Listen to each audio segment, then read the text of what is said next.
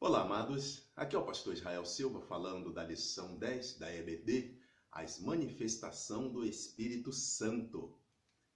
Nessa oportunidade, vamos falar de dom e talento, dons e talentos, principais atores envolvidos nos dons espirituais no Antigo Testamento e no Novo Testamento.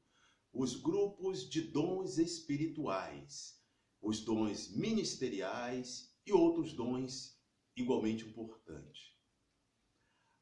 A propósito, mais uma vez e em nome de Jesus, agradeço a você pela audiência e divulgue, curta, compartilhe, comente, inscreva-se no canal e clique no gostei. Duplo agradecimento aos que já vêm fazendo tudo isso, alguns desde a primeira publicação nesse canal, e a Deus seja a glória. Que Deus recompense você.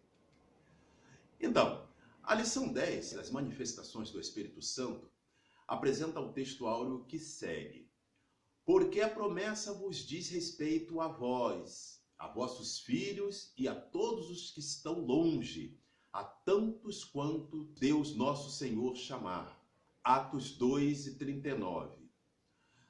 A promessa é a promessa do Espírito Santo, dentre elas a profecia do profeta Joel e também o próprio João Batista, né, quando estava batizando, ele disse assim, na verdade eu vos batizo com água, mas depois de mim vem um do qual eu não sou digno sequer de desatar as sandálias, de desatar os calçados, as sandálias dos seus pés. Esse, se referia-se a Jesus, né? Esse vos batizará com o Espírito Santo e com fogo. Então, este texto áureo que acabamos de ler é uma peça do discurso de Pedro no dia de Pentecostes, ou seja, o discurso de Pedro após as manifestações do Pentecostes, como nós vamos ainda falar de forma mais detalhada. A leitura bíblica recomendada é Atos capítulo 2, versículos de 1 a 6 e 1 aos Coríntios capítulo 12, versículos de 1 a 7, que passo a ler e comentar. Atos 2 e 1. Cumprindo-se o dia de Pentecostes, estavam todos reunidos no mesmo lugar. Bom, dia de Pentecostes quer dizer algumas variações pequenas que podem existir, mas uma referência é dada até como fosse utilizado pelos saduceus, que colocavam o Pentecostes como 50 dias depois da Páscoa, duas festas muito importantes do calendário judaico. Mas a verdade é que se penta quer dizer 50, uma outra abordagem seria a gente falar em 50 dias após o lançamento da colheita, da cevada, do primeiro corte, enfim. Mas a referência é sempre 50. Então, 50 dias após a Páscoa já fica de bom tamanho. Reuniram-se quem? Os discípulos, entre eles Pedro. Pedro tinha uma certa liderança entre os discípulos. Jesus havia sido ressurreto, havia sido elevado ao céu e estavam reunidos no lugar chamado o cenáculo. E estavam lá reunidos, então é essa história que esse texto está contando. Versículo 2. E de repente veio do céu um som como de um vento veemente e impetuoso e encheu toda a casa em que estavam assentados. E de repente veio do céu um som como de um vento. Então, aqui só para a gente ser mais preciso, né, com as escrituras, até onde nos é possível, veio do céu um som como de um vento. Então, atenção, não veio um vento, veio um som como de um vento. De um vento veemente e impetuoso. Então todos escutavam alguma coisa que lembrava, que parecia que era um vento, mas não havia vento nenhum. E encheu toda a casa, agora sim, em que estavam assentados. Então havia aquele som que enchia toda a casa e eles estão observando então o que vai acontecer. E foram vistas por eles línguas repartidas como que de fogo, as quais pousaram sobre cada um deles. Bom, línguas repartidas como que de fogo. É o que eles viram, as pessoas que estavam ali umas nas outras. E essas línguas vinham e pousavam, era uma visão sobrenatural, mas o que eles viam parecia isso, lembrava isso. Línguas como que de fogo pousadas sobre cada um deles, cada um dos discípulos que estavam no cenáculo. Versículo 4. E todos foram cheios do Espírito Santo e começaram a falar em outras línguas, conforme o Espírito Santo lhes concedia que falassem. Começaram a falar em outras línguas. E aí agora vem um fenômeno bastante, ainda mais interessante. E em Jerusalém estavam habitando judeus, varões religiosos de todas as nações que estão debaixo do céu. Vamos logo ao versículo meia dúzia. E correndo aquela voz, ajuntou-se uma multidão e estava confusa, porque cada um os ouvia falar em sua própria língua. O que é isso? Os judeus que estavam ali, havia uma quantidade muito grande de judeus, até pela questão da festa, mas que estavam morando em vários lugares diferentes, ou seja, lugares que falavam idiomas diferentes. É como se a gente fizesse, por exemplo, a nossa Olimpíada que teve aqui no Brasil. Nossa, em termos, né? A Olimpíada que teve no Brasil. É como se a gente fosse lá para a Olimpíada, nós aqui, brasileiros, chegássemos lá, mas de repente acontece um fenômeno. E nesse fenômeno, o que acontece? O que aconteceria na Olimpíada? Havia pessoas de vários lugares diferentes, de várias partes do mundo, e pessoas que com conhecimento, com primeira língua, um idioma bastante diferente do nosso. No caso ali, o que aconteceu? Esses judeus que vinham de longe, que vinham de outros lugares, que estavam ali em Jerusalém, eles notaram que aquelas pessoas, aqueles discípulos estavam falando, estavam profetizando em línguas diferentes. Era como se estivesse na Olimpíada brasileiros, mas que na verdade já estavam há algum tempo morando no Japão, morando na Alemanha, morando na França, morando na Inglaterra. E quando ouviram aquilo tudo ali, eles disseram, eles estão falando, mas estão falando, eu estou ouvindo ele falar. No caso, quem entendia japonês, eu estou entendendo ele falar em japonês, o outro eu estou entendendo ele falar em alemão, em francês e assim por diante. É claro que as línguas da época eram outras, mas a ideia é essa. Profetizavam os discípulos falando em línguas, em idiomas diferentes, idiomas para eles estranhos, que eles, pelo modo intelectual, não conheciam, e as pessoas de fora podiam comprovar esse fenômeno. 1 aos Coríntios, capítulo 12, versículo 1, escreve assim: acerca dos dons espirituais. Não quero, irmãos, que sejais ignorantes.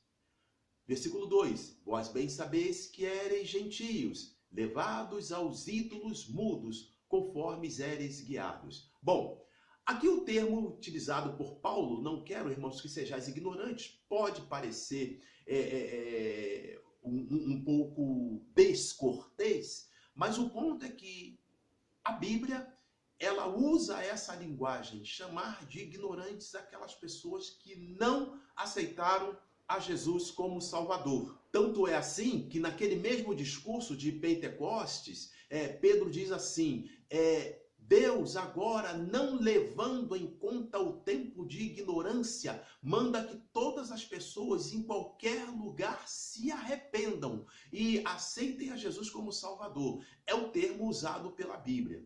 E o versículo 2, bem sabeis que eram gentios, ou seja, que não eram judeus, não se tratavam, não se comportavam como judeus, não eram nascidos judeus, enfim, e levados aos ídolos mudos, ou seja, cultuavam a ídolos, o que para Deus é idolatria, é um pecado que afasta o homem, o ser humano, do reino dos céus. Então era isso que a que se refere o versículo. O versículo 3, portanto, vos quero fazer compreender que ninguém que fala pelo Espírito de Deus diz, Jesus é anátema. E ninguém pode dizer que Jesus é o Senhor, senão pelo Espírito Santo. Aqui Paulo está dizendo que, para quem acompanhou, aliás, era algo que a gente deveria dizer também, né? Mas ainda está em tempo. A lição da Trindade, a lição também da identidade do Espírito Santo. São lições que ainda estão no nosso canal, que você pode ainda assistir, mesmo que assista depois dessa aqui, não tem problema, a ordem das parcelas não alteram a soma, mas vai ajudar na compreensão. Mas o que Paulo está dizendo aqui, olha, Quem diz Jesus, ninguém pode dizer Jesus é anátema e está no Espírito Santo. Daqui a pouco, ou ter o dom do Espírito Santo, daqui a pouco a gente vai aprofundar um pouquinho mais isso. Então, quem está no Espírito de Deus, quem está no Espírito Santo, não pode dizer que Jesus é anátema, não vai dizer, isso não vai acontecer.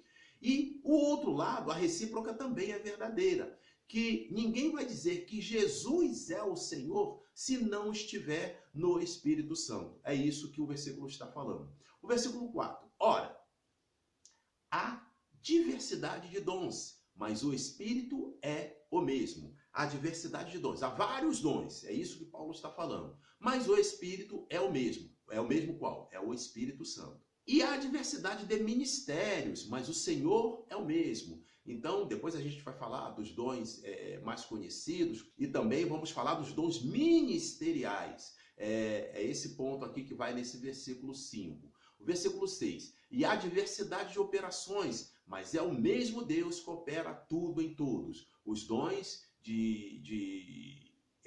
como são elencados, eles são operações, são manifestações do Espírito Santo. Versículo 7.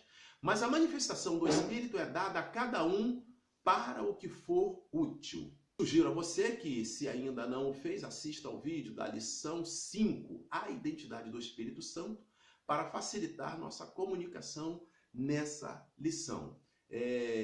Então, como já adiantei, você pode continuar assistindo essa lição sem prejuízo nenhum e depois assistir, porque vai ajudar no entendimento, porque o pouco tempo de que a gente dispõe, não dá para a gente fazer muitas repetições. Então, algumas lições passadas, coisas que a gente já disse, a gente acaba não entrando em tantos detalhes. A gente prefere dar preferência para coisas que ainda não foram faladas. Algumas observações iniciais. Dom e talento. Bom, para a gente combinar um pouco, quando a gente fala de dons, a gente está geralmente mais ligado a dons espirituais, a coisas sobrenaturais, e talento a coisas mais naturais. Em determinados momentos, às vezes a gente encontra até compêndios teológicos que fazem assim uma certa mistura que na minha opinião, não é a melhor maneira de abordar esse assunto. Por exemplo, dentre a reunião de dons, aí eu li alguma coisa, até livro de boa reputação, mas que nesse tópico ele acabava que ele não era bom. Aí colocou, por exemplo, o casamento como sendo dom. Pelo amor de Deus, casamento é talento, assim como a riqueza. Ter dinheiro, ter uma boa casa, ter uma casa espaçosa, isso é talento, isso não tem nada de sobrenatural, isso é um talento. Então, falando assim, vai ficar muito mais fácil da gente entender a dinâmica que esse assunto precisa ter. Então, quando a gente falar de dom, é preferencialmente coisas mais espirituais, coisas mais sobrenaturais. E coisas aparentemente mais naturais, ter muitos amigos, por exemplo, seria um talento, e assim por diante. Muito bem. Uma outra observação é sobre a igreja de Corinto. A igreja de Corinto, destinatária, que recebe a epístola de Paulo aos Coríntios, primeira epístola e segunda epístola, Corinto era uma cidade bastante próspera, uma cidade portuária, e Paulo, saindo para evangelizar, passou por Corinto e acabou que ali se formou uma grande igreja. E essa época em que Paulo está escrevendo essa carta, essa igreja já estava bem formada. Ocorre uma coisa interessante. Paulo mesmo registra que em determinado momento houve problemas na igreja, havia dissensão, havia muita troca de acusações. Por outro lado, havia problemas até em relação à ceia do Senhor, a maneira como iam comer, porque as pessoas, um comia demais, outro comia de menos, enfim. E Paulo foi doutrinar todas essas coisas, até a questão do próprio falar em línguas. Eles falavam todos, muita gente falando ao mesmo tempo, e Paulo foi ensiná-los e mandou essa primeira carta, que é justamente a carta que tem essa proposta, essa carta que a gente está citando muito, primeira de Paulo aos Coríntios, ela tinha esse objetivo e alcançou, que era de produzir essa melhoria na maneira de como os crentes congregavam. A boa comparação que eu vi disso é que a igreja de Corinto era como uma via férrea, que estivesse com um trem, uma locomotiva que vez por outra descarrilhava. Então, o que foi feito com a carta de Paulo foi consertar essa via férrea, e aí o trem passou a andar de forma suave, de forma tranquila, sem qualquer outro acidente assim que pudesse ser mencionado, qualquer acidente relevante. E a colocação importante que você pode fazer disso é: melhor existir esta via férrea precisando de ajustes do que a gente está falando de um outro lugar onde o percurso não tem linha férrea alguma, onde o percurso não tem estrada alguma, onde um lugar que não tem coisa alguma. O que é isso? É melhor existir uma igreja de Corinto, como falava o apóstolo Paulo, onde havia havia todos os dons. Paulo diz que não faltava nenhum dom. Então é melhor existir uma igreja assim, precisando de ajustes em como utilizar melhor esses dons, do que uma igreja onde não haja dom algum, e aí seria tudo muito mais difícil. Todo dom de Deus é perfeito. Tiago, capítulo 1, versículo 17, assim escreve: toda boa dádiva e todo dom perfeito vem do alto, descendo do Pai das luzes, em quem não há mudança nem sombra de variação. Então, indo à lição 10, as manifestações do Espírito Santo, vamos falar de 4 categorias de dons espirituais. Número 1, dons espirituais propriamente dito. Sobre isso, os principais atores envolvidos no Antigo Testamento e Novo Testamento. No Antigo Testamento, o Espírito Santo, ele agia de forma mais contundente, de forma mais enfática, usando 3 categorias de pessoas: reis, sacerdotes e profetas. Atenção, entenda bem isso. Não é que o Espírito Santo não funcionava ou que não existia, pelo amor de Deus.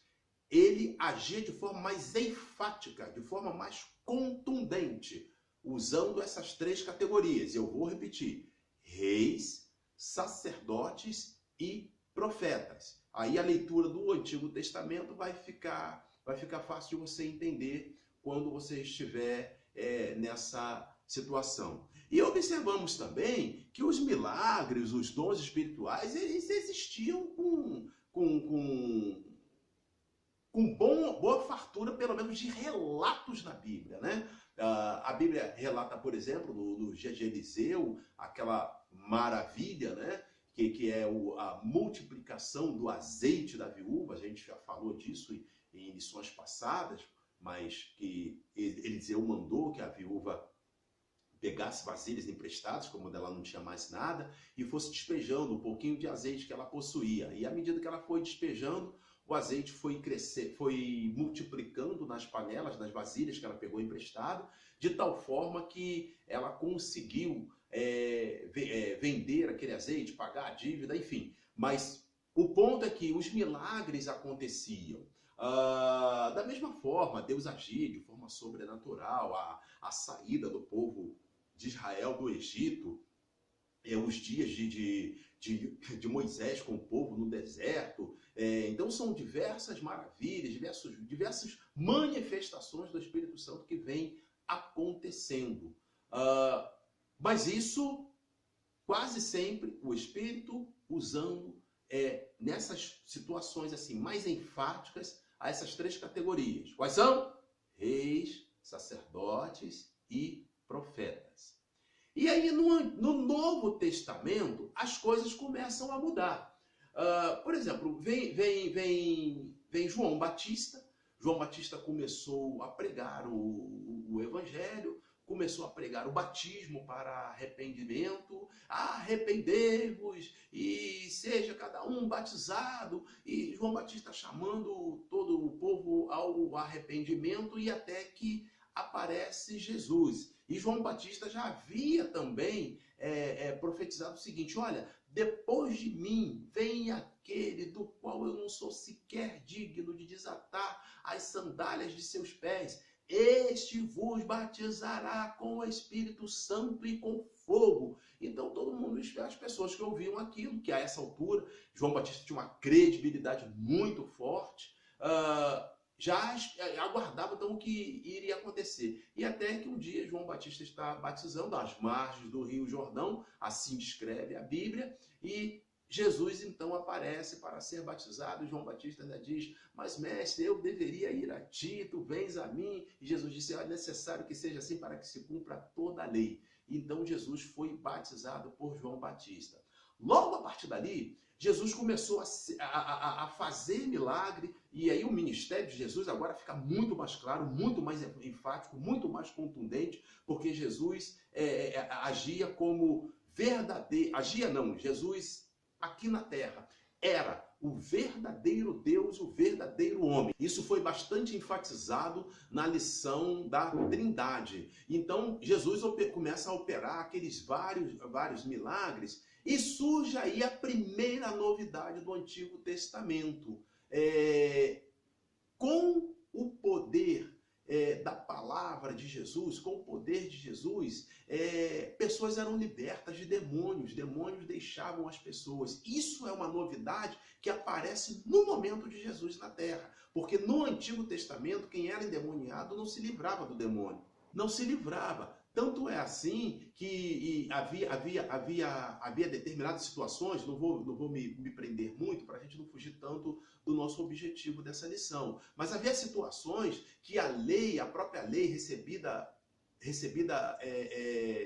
por Moisés, a lei de Deus recebida por Moisés, dizia que pessoas em determinados estados deveriam ser apedrejadas até a morte. Ou seja, como o demônio usa o corpo da pessoa, a pessoa era morta e assim deixava de existir aquela manifestação. Era a única maneira, no Antigo Testamento. Quando chega no Novo Testamento, Jesus começa a libertar as pessoas de espíritos malignos. Ainda há que se fazer uma diferença, mesmo quando a gente fala de Novo Testamento, entre o que acontece antes e depois de Pentecostes. Os milagres, eles vão acontecendo nas proporções que aconteciam no Antigo Testamento e agora acrescido a partir dos dias de Jesus, né? Vamos colocar assim, iniciando, né, a jornada do Novo Testamento, ali com João Batista, com Jesus, essa parte de libertação das pessoas de espíritos imundos. Isso vai até o Pentecostes. No Pentecostes, então, acontece algo muito diferente. É que o Espírito Santo, da maneira como ele veio, o termo usado é que houve um derramamento do Espírito Santo. Ou seja, agora, toda pessoa que que aceitasse Jesus como Salvador, ela estava apta a receber o Espírito Santo. E aí, segura as pontas aí, porque a gente vai explicar um pouquinho sobre receber o Espírito Santo, mas a verdade é que também dons espirituais, coisas que antigamente eram só por meio de reis, sacerdotes, profetas, agora não. Agora pessoas simples, agora pessoas incultas, iletradas, ou pessoas de muitas instruções, enfim, agora várias pessoas podiam receber vários dons. E tem uma novidade muito, também bastante interessante. Somente a partir do dia de Pentecostes aparece a novidade do falar em línguas, a glossolalia. Só a partir do Pentecostes que acontece isso. Antes, ou seja, nos dias de João Batista, não se falava em outras línguas, de forma sobrenatural, é claro. Lá no Antigo Testamento não se falava em outras línguas de forma sobrenatural. Isso só acontece a partir do Pentecostes. Aí nós vamos então à lista dos chamados 9 dons. Porque muita gente fala, tem uma igreja que tem os 9 dons, tem uma pessoa que tem os 9 dons, eu conheci as pessoas que têm 9 dons, então fala muito desse negócio de 9 dons. Os dons, na verdade, são mais do que 9, e dependendo da maneira de como a gente abordar, a gente pode considerar até que são muito mais do que 9, mas é um grupo. Quando se fala em 9 dons, a pessoa está de olho no que está relacionado aqui, em 1 aos Coríntios, capítulo 12, versículos de 8 a 10. Então vamos a essa leitura e eu vou explicando aqui para podermos avançar. Versículo 8. Porque a um pelo Espírito é dada, aí o primeiro dom, a palavra da sabedoria. Palavra da sabedoria, um exemplo que a gente tem, que a gente pode citar aqui, é de Bezalel, em Êxodo capítulo 36, versículos 1 e 2, que a Bíblia diz que eles foram cobertos de sabedoria, revestidos de sabedoria, para operar, para trabalhar com ouro, para lapidar pedras preciosas, isso tudo já ainda na época do tabernáculo e até durante o tempo da geração dele ali no deserto. Então foi uma sabedoria sobrenatural que recebeu Bezalel e alguns outros poucos que o ajudavam, ele é o principal nessa questão, naquele momento ali, para fazer a obra que Deus queria que fosse feita. É muito importante também esse aspecto, né? Esse aspecto. Os dons de Deus sempre são dados para alguma coisa. Deus não trabalha com esse negócio de dar o dom para alguém deixar na prateleira. O dom de Deus é dado sempre para um objetivo. Muito bem. E o outro pelo mesmo Espírito. Aí vem o segundo dom, a palavra da ciência. Bom, a palavra da ciência é um dom muito próximo do que é a palavra da sabedoria. As diferenças às vezes são difíceis da gente até conseguir fazer uma separação entre os dois. Mas pelo menos para dar como exemplo de palavra da ciência, algo que se sabe, e sempre com esse ponto de vista, sobrenaturalmente. Algo que se sabe sobrenaturalmente. Muito bem, um exemplo que a gente tem disso é o capítulo 2 de Daniel, do livro de Daniel, quando a Bíblia fala que Nabucodonosor teve um sonho, o rei da Babilônia, Nabucodonosor teve um sonho, e ele então estabeleceu o seguinte, ele queria que alguém adivinhasse o que foi que ele sonhou para só então dar a interpretação. E ele chegou a ameaçar de matar os sábios, matar os astrólogos, enfim, matar todos os seus assessores, mas Daniel estava ali entre os cativos de Judá, que haviam sido levados para a Babilônia. Daniel também fazia parte desses assessores de Nabucodonosor, já que havia sido escolhido juntamente com Sadraque, Mesaque e Abednego. E Daniel pediu um tempo, foi orar ao Senhor, e o Senhor revelou a Daniel qual era o sonho de Nabucodonosor. Quando Daniel falou qual era o sonho, aí Nabucodonosor não teve mais dúvida e disse, você pode dizer qual é a interpretação, porque realmente você, Daniel, é uma pessoa especial. E Daniel falou, olha, esse é um segredo que não está com os homens, é um segredo que está com Deus, é um negócio, é um mistério que homem algum pode revelar. Só quem pode revelar isso é o próprio Deus. E a outro pelo mesmo Espírito, aí vem o terceiro dom, a fé. O dom da fé. Aqui a gente coloca como uma fé sobrenatural. E a gente, sempre as literaturas teológicas sempre colocam que tem que ser uma fé que vá além da fé que é para a pessoa se converter, para aceitar Jesus.